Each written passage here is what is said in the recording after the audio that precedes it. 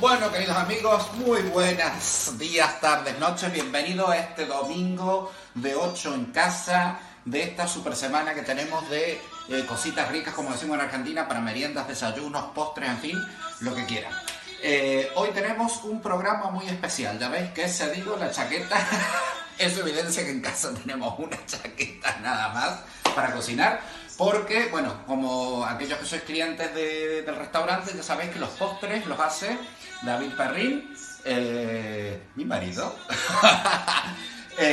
Y por lo tanto, como hoy vamos a ofreceros la pastafrola es un postre argentino riquísimo, que él le cogió el punto del principio y la hace como si hubiera nacido en Córdoba, espectacular. Así es que hoy tenemos la receta de la pastafrola en vivo y en directo, hecha por David Perrin. Y nada, única cuestión es que la receta la va a dar en inglés, pero no os preocupéis que luego toda la explicación a pie de vídeo va en español. Así que luces, colores, fuegos artificiales para recibir al señor David Perrin. Hello, welcome. Sunday, apparently. Well, today we're going to be making a very typical Argentinian dessert, which has its influence from Italy.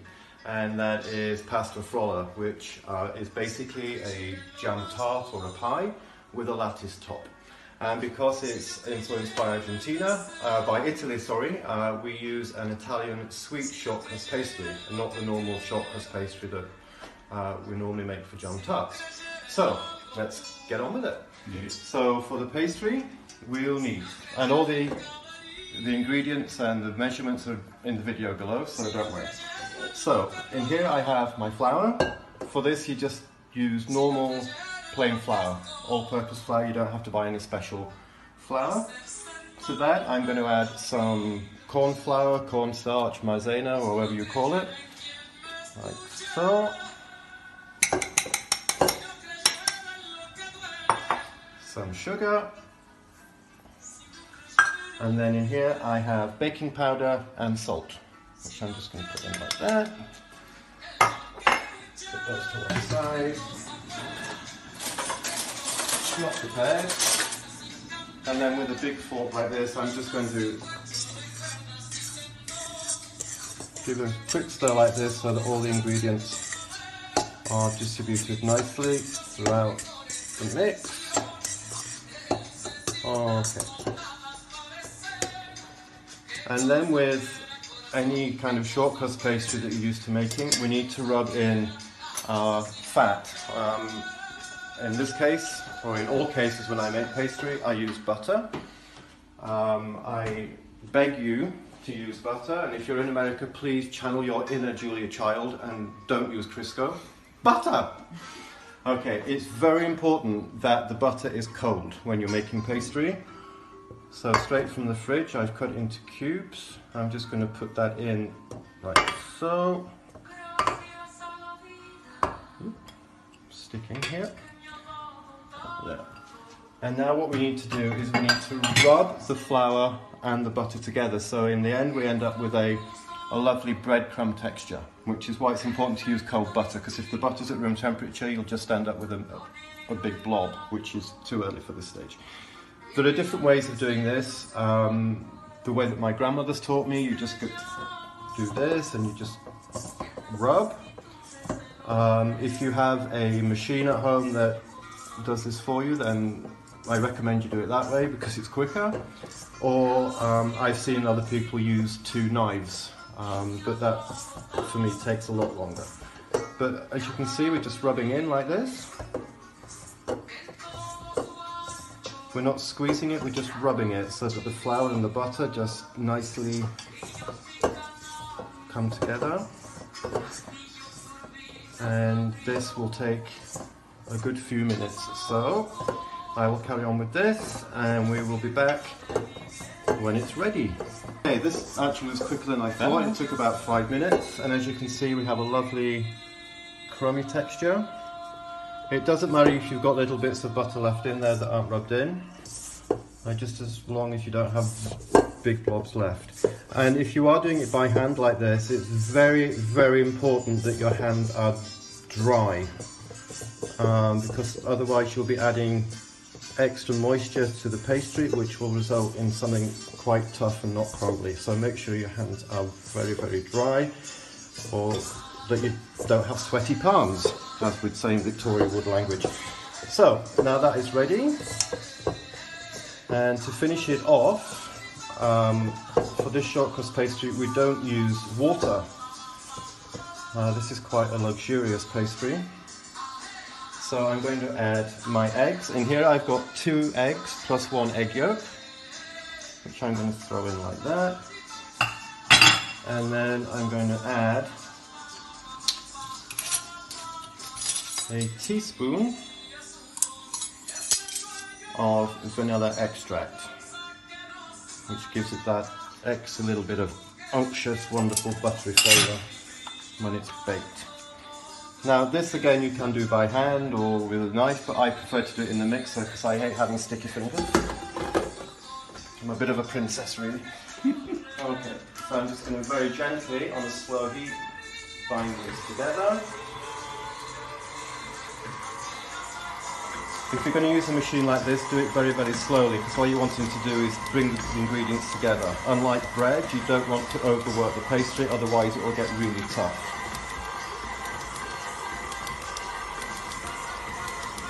Ya la receta! There we go. I'm just going to scrape this off. Ready? That's ready. As much as that.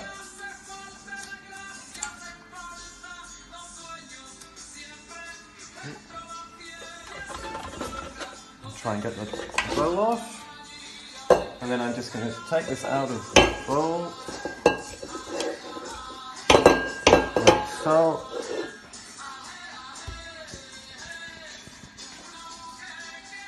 And now I'm just going to form it into a nice ball. I'm not going to do any more than that.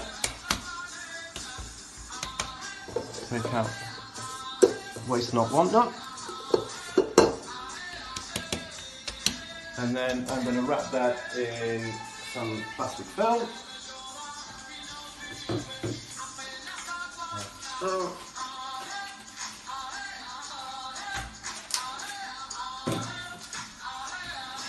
And that is going to go into the fridge for half an hour. And while that's in the fridge cooling down, we can make the filling. Okay, so PASTAFROLA. I'm going to make the traditional one today, the Argentinian one, and for that we use dulce de membrillo, or quince jelly.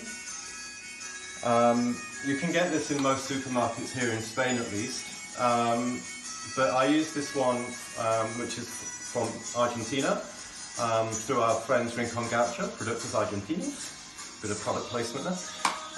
And this comes in a tin of 700 grams, which is just fine for the size of pie that we're doing. Okay, if you don't or can't get PASTAFROLA, you can use any kind of like bramble jelly, lemon curd. I've used fig marmalade that Javier made.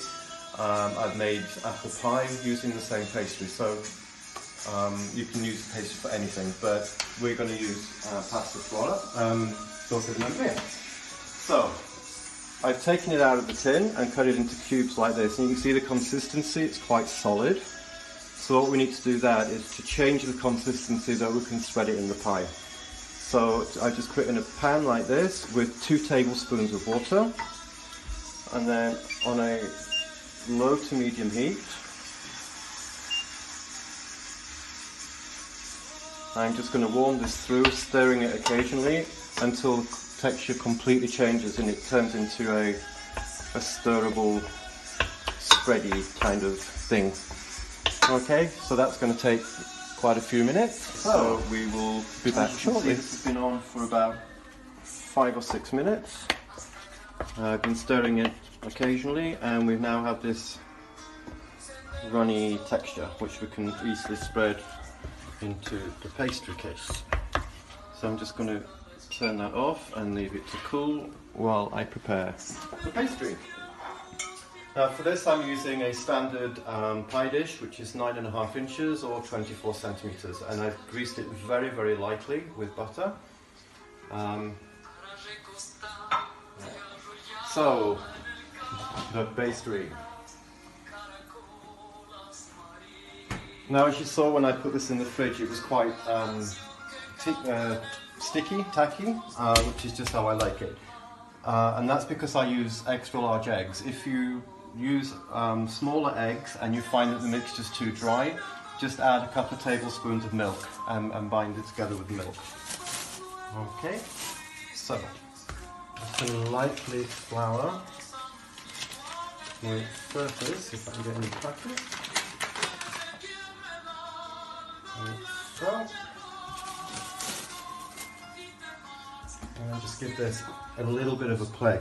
The thing is with pastry, if you overwork it, you'll stretch the gluten in the flour, and that will lead to a very, very tough pastry. And of course we want something that's crumbly and buttery and melts in the mouth and just makes you ooze with delight when you eat it. It's yummy. So there's the pastry, and what I'm going to do is just cut off about so much. Doesn't matter, there's no exact science to that. Put that to one side for a moment. Now with this, we're going to make the top of the pie. And it's, as I said earlier, it's a lattice pie. So all we do is we snip off bits like that and roll them into long, funny-shaped sausages like that. Don't worry about it looking neat. This is homemade. It shouldn't look like it's come out of a factory.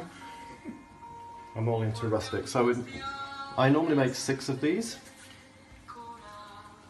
And try and get them as thin as you possibly can, because the pastry has baking powder and eggs. So it is going to rise a little bit when it's cooking. The pastry has a lovely kind of cakey texture to it rather than a crisp pastry.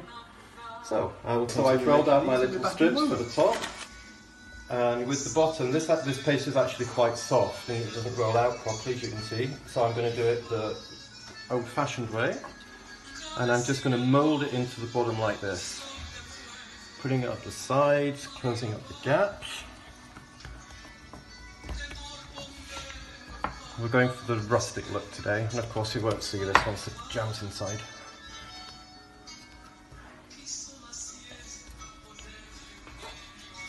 As I say, one thing about this pastry is that it does rise when it's baked.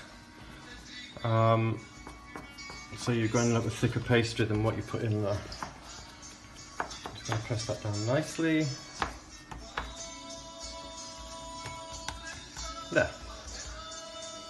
Put a bit more on the bottom there because it's a bit thin. So once you're happy with that, we can add our filling.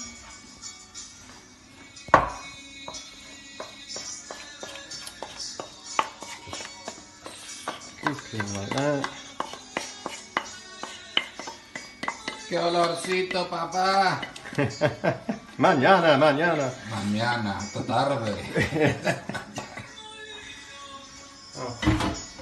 And then just spread that around, like so. Try and get an even base. Like so. And then the strips we just put across the top, like so.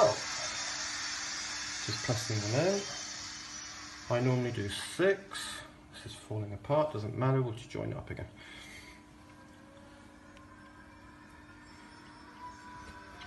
Why I agreed to make pastry on camera is beyond me, but there you go.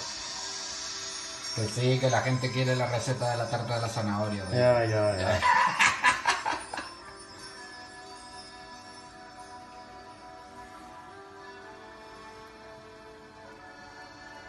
Again, I don't go for neatness, and these are going to grow in size anyway, so all the gaps will be filled up.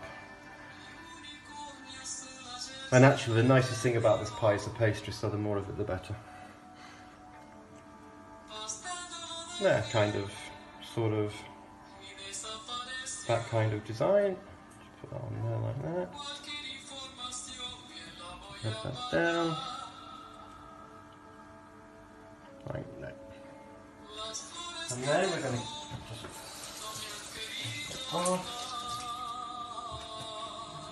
just going to quickly whisk up an egg. Now those of you who've watched previous videos know that we don't have an egg brush, a pastry brush at home, and none of the shops are open to buy new ones. So, I'm just going to, with my fingers, just gently cover the pastry with the egg wash, like so. So this will give a lovely golden brown colour, like that. Believe me, it's going to look a lot nicer when it comes out of the oven. Like so. And then we're just going to put this straight in the oven, which I have preheated to 180. On a normal oven, don't use the fan system or the convection. In the middle of the oven. And that's going to go in there for 40 minutes.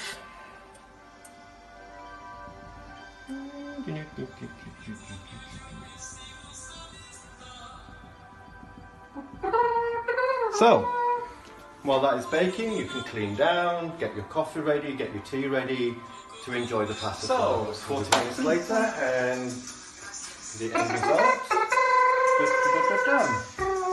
Pastafrola. Now in pastafrola, in Italy, that refers just to the pastry, which is the sweet short crust pastry. And any filling that you want to put in there you can, but this is Argentinian, so it's roasted in embryo. As you can see, the pastry has risen during the baking, so you're going to get this lovely, crumbly, unctuous, vanilla-y, wonderful pastry with the French jelly, which isn't sweet, so it just balances out very, very nicely. With a cup of coffee, a cup of tea. And now in Spain we can go out and exercise, so there's no excuses, you can have your dessert. No complaints, please. So there you are. Enjoy. Enjoy. Bueno, nos despedimos.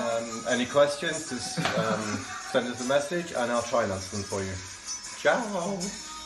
Bueno amigos, hasta la semana que viene. Chao, chao. Quiero pastafrola, ya mismo.